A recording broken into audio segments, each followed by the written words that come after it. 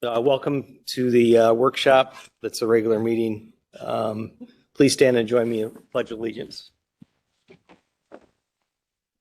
I pledge allegiance to the flag of the United States. So when we talk about revenue, the two biggest revenue components for the district are state aid and taxes. So under the state aid sheet right now, we have foundation aid as our first category. That's our biggest aid. Comes directly from the state. And as you can see, we are estimated to get a 3% increase for 23-24. So that's good news for us. As most of you know, we are what they consider overfunded, so we never know if we're going to get an increase or not. But right now, the governor is proposing a 3% increase for all districts that are in that safe, hold harmless situation.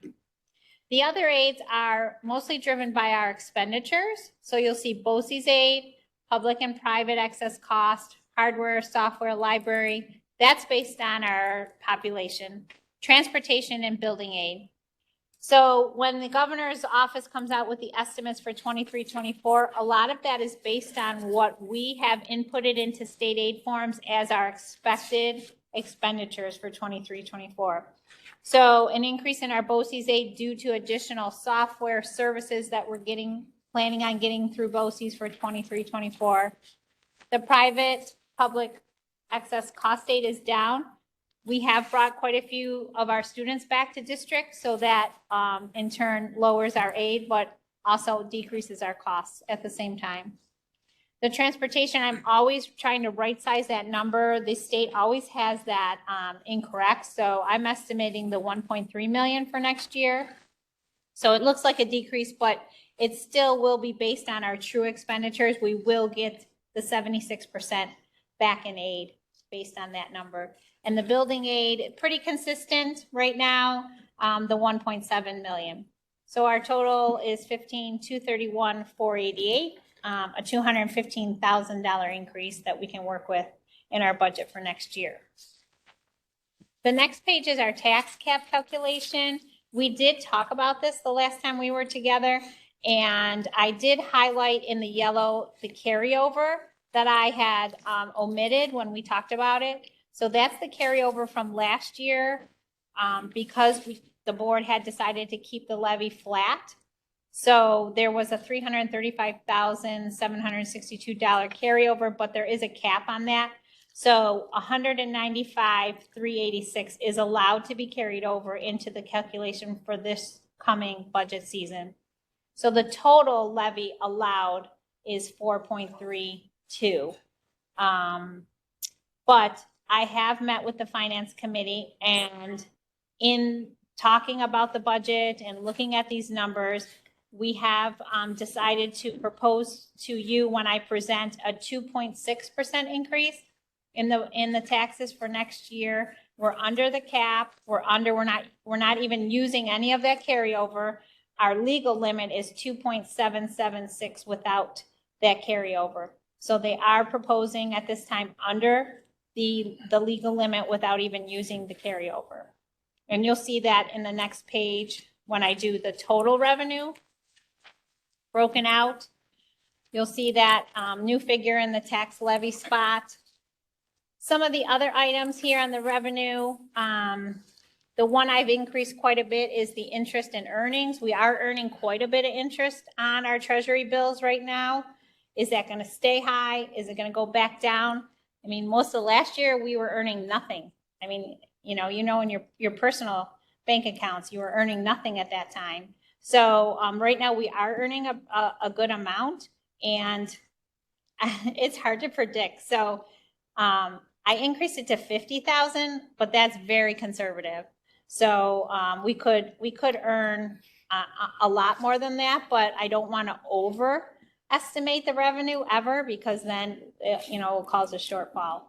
So right now I upped it from 10,000. This is what we budgeted last year for this year, 10,000, and we're probably going to make 500,000 in interest this year. So that's how much it's very unpredictable on what that number is going to be.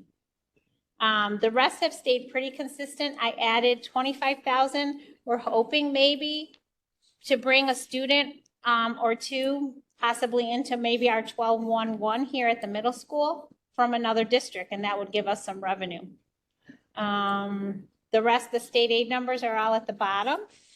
So that brings our budget to proposed at $29,207 and $15 for next year. A relatively small increase. I think it's about 2%, maybe 2.3. So we're keeping it very consistent. We're increasing, only what we have in the revenue. I haven't budgeted at this time any reserves to be used. We always try to balance our budget based on the revenue coming in and the expenditures that we need to have the programs for the students. So as of right now, there's no reserves in there. Now things can change. I'll always give you the updates of the changes in March. The next slide just shows you the percentage of our revenue. State aid being our biggest at 52%, taxes at 44%, other at 1.5%, and the fund balance. I do have the appropriated fund balance being carried over of $500,000. So things you should know. We talked about the levy, and feel free to call me or discuss that at any time.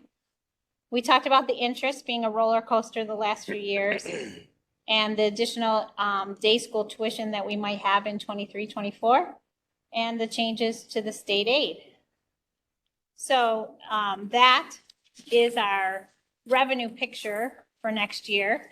So when we think about that, that's what we think will be coming in. Does it meet our needs in terms of expenditures?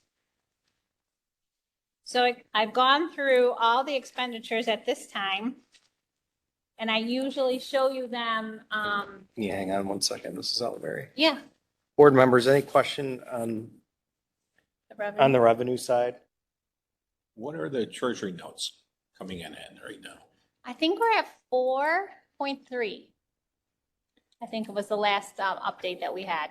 We've been upping them. We've been renewing them in 3 or 6 months, depending on how we feel the rates are going to go. Mm-hmm. Not too long, because they've been going consistently up.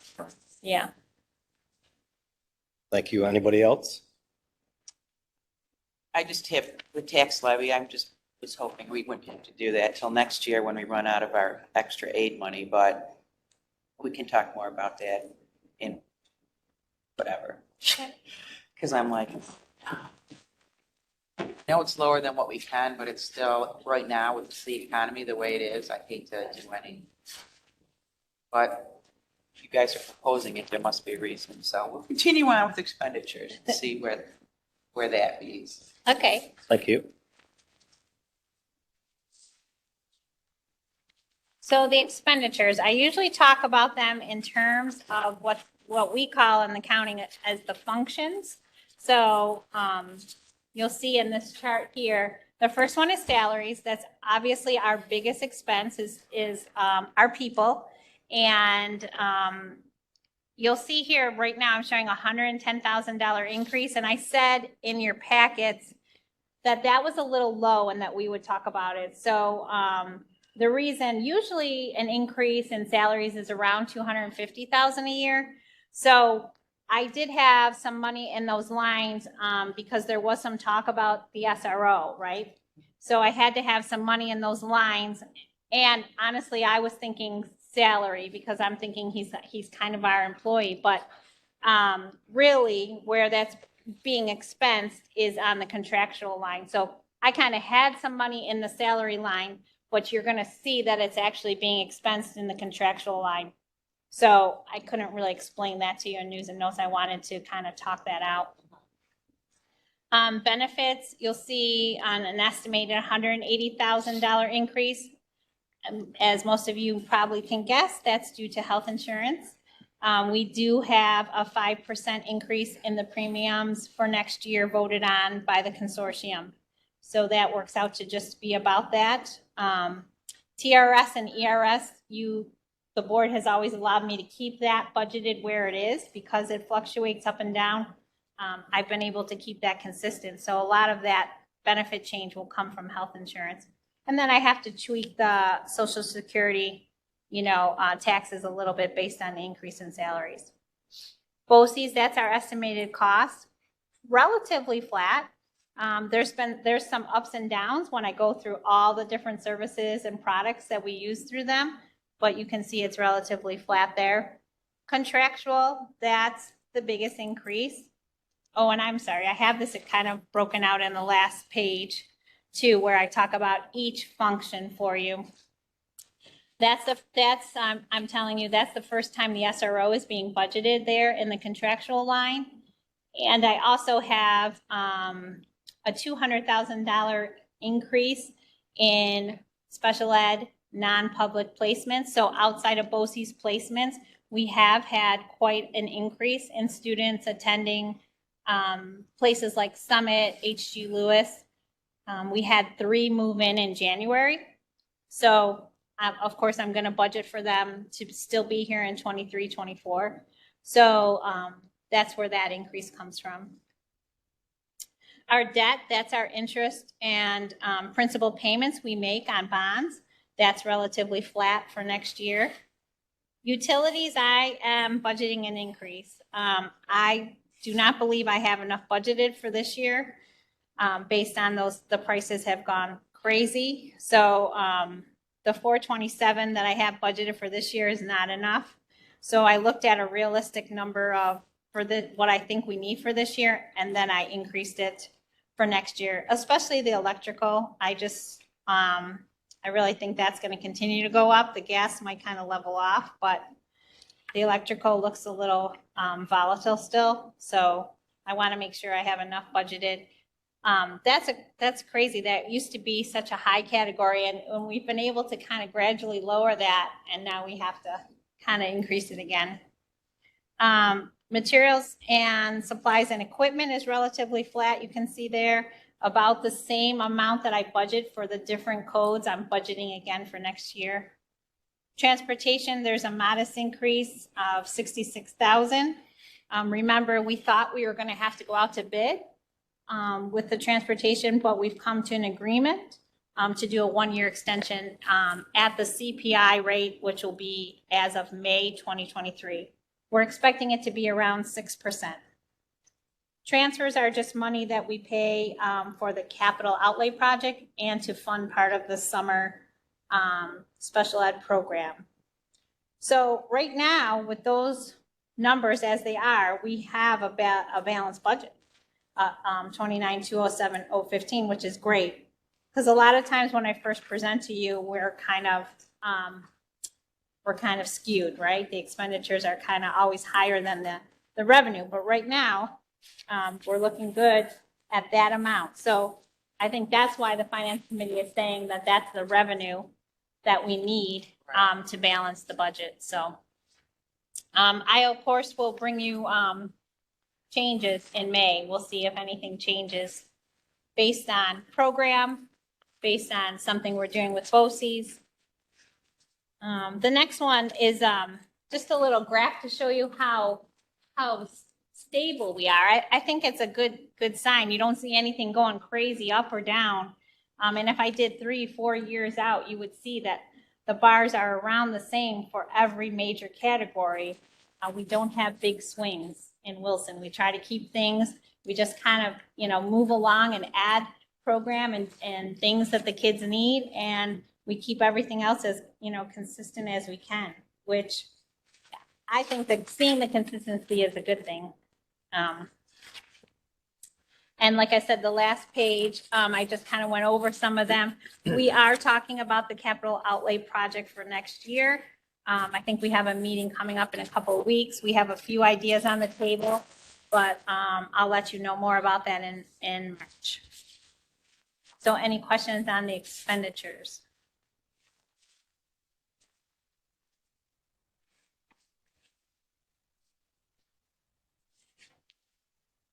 Good. Board members, nothing? Thank you, Mrs. Oliveri. Just a couple on a little bit of that, maybe for some others' benefit. The proposed increase on the tax levy is not enough to cover our contractual obligations, which in the simplest of terms, in my opinion, is fantastic that we have a business official that's doing her due diligence and making the numbers work. In my time on the board here, it was not always that way. So as far as for the taxpayers' benefit, the 2%, 2.6% is an increase. We did hold the tax levy for our taxpayers at 0 last year. That's not sustainable to keep our district running. It's unfortunate. I'm a taxpayer too, and it's very unfortunate. One of the benefits, or one of the things that should be noted, is the fact that at that rate, typically the new builds in the district will take up that increase, that 2.6% or 7.6. No, we're allowed 2.7. We're at 2.6. Yep. So forgive me for fumbling on my words there, but that basically is that. Anybody else? Mrs. Oliveri, you're on stage again. Can you do our policy review? Oh, yes. So Superintendent Carter had sent this in your packet, and he just asked me to go over it briefly tonight. You'll see that the policy in red was the original policy for the home tutoring, is what they called it, policy 8450. So you'll see the expanded version that the committee has looked at and has been proposed by BOCES. What they're doing is really expanding the language and giving you definitions of what the different home instruction is, the terms, how it is requested by parents. There's a couple little paragraphs on how a parent would go about requesting that. There's a paragraph on the requirements about how the school has to try to meet the 5 days after being given notice about a student that needs assistance. We really have to try to meet those instruction in 5 days. There's also an additional paragraph about how special ed students with disabilities, how they receive home instruction, and that the CSE committee is involved in recommending that. And also the record keeping that we keep at the district of who, when, date, how many hours. There has been an increase in hours requested by the commissioner that might have prompted this revision. And they are proposing that an increase of at least 10 hours per week at the elementary level and at least 15 hours a week at the secondary level. So that is the proposed revision of 8450. Any questions, board members? This will be on for approval in our first meeting in March as part of our regular agenda. Thank you, Mrs. Oliveri. Sure. Oops, excuse me.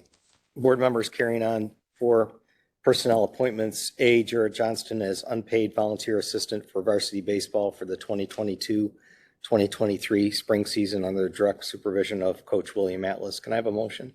So moved. Second? Second. Any questions? All in favor? Aye. Any opposed? Motion carried.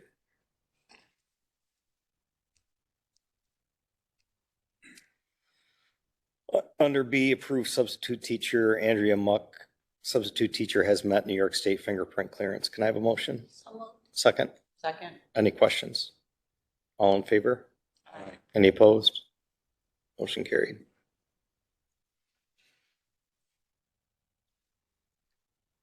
Under 5A, accept Edward Simon as the low bidder for the 2022-23 capital outlay project at a cost of $76,924.00 for the base bid and alternate number 1. Can I have a motion? So moved. Second? Second. Any questions? All in favor? Aye. Aye. Any opposed? Motion carried.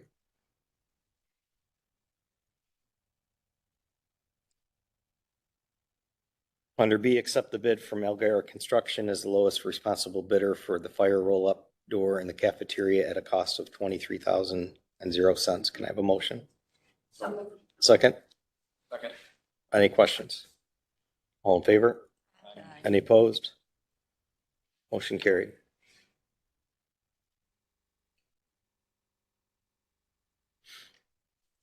Item C, student teacher Courtney Brown from Niagara University will be student teaching in the middle school with Megan Salvatore, science teacher, from March 13, 2023 through March 4, 2023. Her fingerprints have been cleared with the New York State Education Department. Can I have a motion? So moved. Second? Second. Any questions? All in favor? Aye. Any opposed? Motion carried.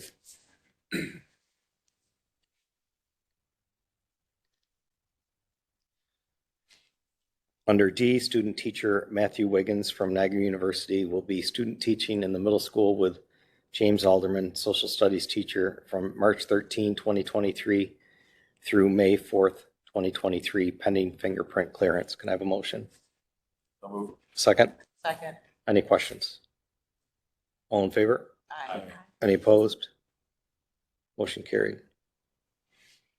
Under 6A, we've already reviewed that. Conference requests A, Superintendent Timothy Carter request to attend a Rural Schools Association Board meeting in Johnstown, New York on April 28, 2023, with cost for lodging, meals, and mileage being considered a proper charge against the district. Can I have a motion? So moved. Second? Second. Any questions? All in favor? Aye. Any opposed? Motion carried.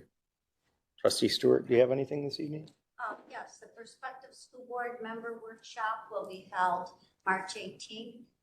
For anyone that's interested in becoming a board member and the Niagara school area. It's going to be at New Fane Elementary School at 8:30. Thank you. 8:30 in the morning? Student trustee Miller, do you have anything for us? Yeah, I just have, there's a blood drive coming up in March, so hopefully there's a good turnout. The varsity boys basketball lost at MST prep in sectionals. Varsity cheerleading came in 4th place at sectionals.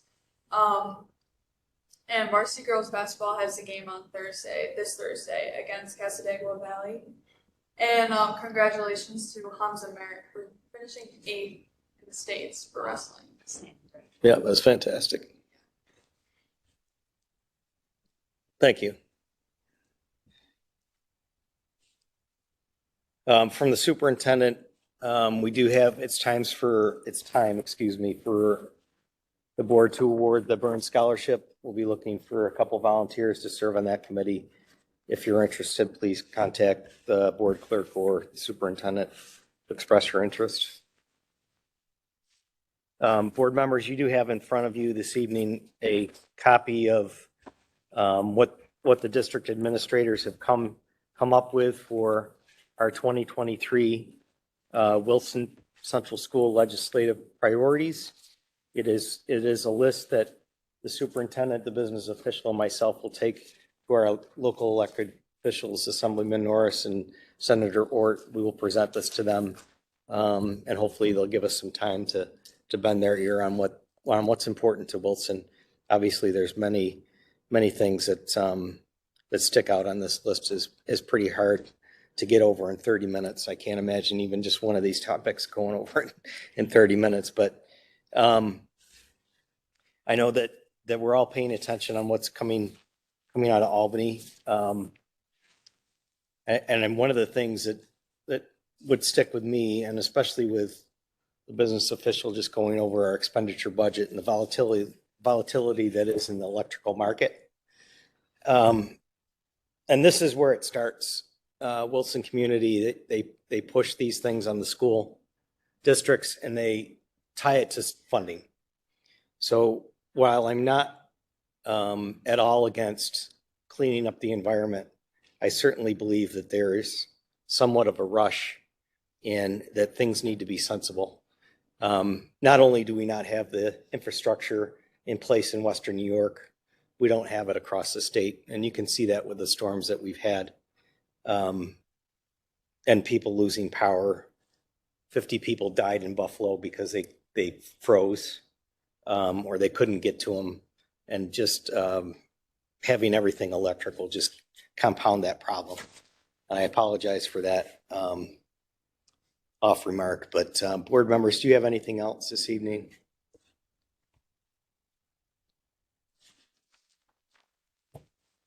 No? I will open up for public comment. If anybody would like to address the board, please state your name and address prior and keep your comments brief. No? Mrs. Sealy? No? All right. I'm happy to listen. No need for an executive session. I'll have a motion to adjourn. So moved. Second? All in favor? Any opposed? We're adjourned. Please be safe getting home.